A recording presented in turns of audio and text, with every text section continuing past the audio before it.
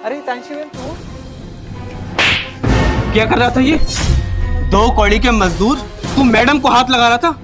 तेरी इतनी हिम्मत! जानता है मैडम कौन है? IAS officer. इनको टच करने के जुर्म में तुझे जेल हो सकती है, समझा? चल भाग यहाँ से। अरे हम जानते हैं इनको, ये हमारी बहन है। बहन तू IAS ऑफिसर बन गई? 1 मिनट, तू मैडम को जानता है और मैडम तुझे जानती है। एक दूंगा ना कान पे, सब तेरी जान पहचान का नशा उतर जाएगा। चल निकल यहाँ से। ये क्या बोल रहे हो तुम? और तुम्हारी हिम्मत कैसे हुई इनसे ऐसी बात करने की? इन जैसे गरीबों से ऐसी बात की जाती है। मैम, ये कोई आपको जानते वानते नहीं है, ये सिर्फ पैसे ऐंठने की टेक्निक है। ये आप जैसे बड़े लोगों को देखकर 1000-1500 ऐंठने की कोशिश करते हैं, यही काम है इनका।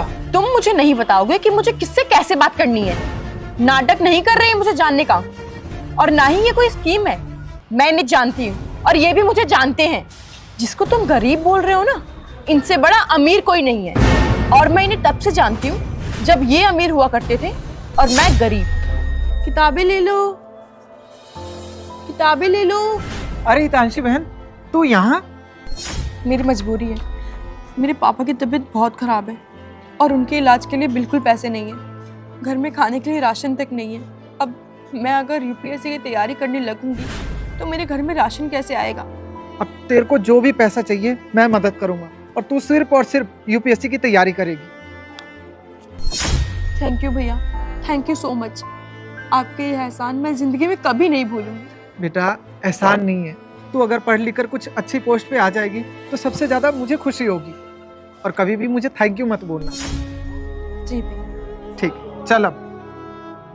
तुम्हें पता है विपुल, जब मैं गरीब हुआ करती थी ना, तो मेरी आंखों के सामने से बहुत अमीर गुजरे, लेकिन किसी ने भी हाथ बढ़ाकर मेरी मदद करने की कोशिश नहीं की। दोस्त, रिश्तेदार सबने पीछा छुड़ा लिया, किसी ने मेरी मदद नहीं की। ये एक लौते भैया जिन्होंने मुझे अपनी बहन की तरह समझा, इन्होंने मेरी मदद की, और आज इन्हीं की वजह से आज मैं इस ओहदे पर हूँ। अगर उस दिन ये मेरी मदद ना करते ना, शायद जिस मुकाम पर मैं आज हूँ उस पे कभी नहीं होती।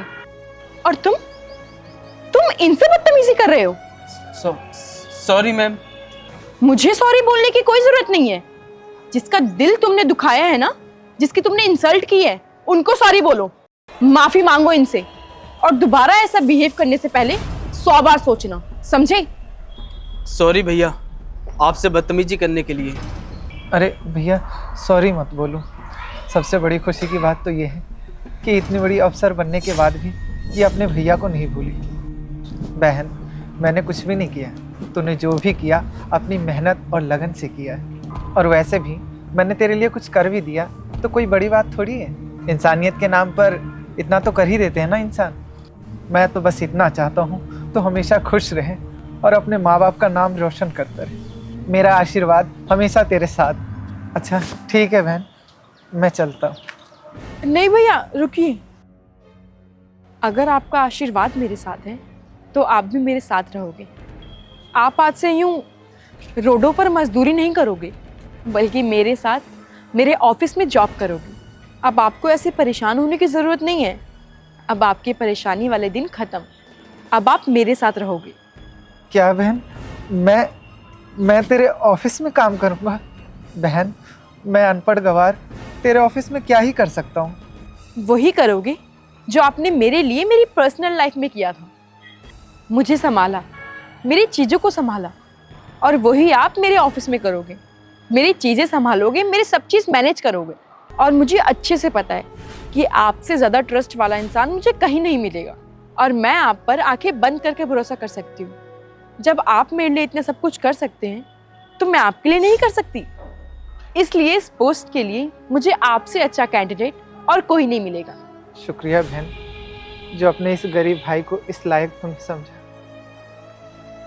नहीं भैया, आपको शुक्रिया बोलने की कोई ज़रूरत नहीं है।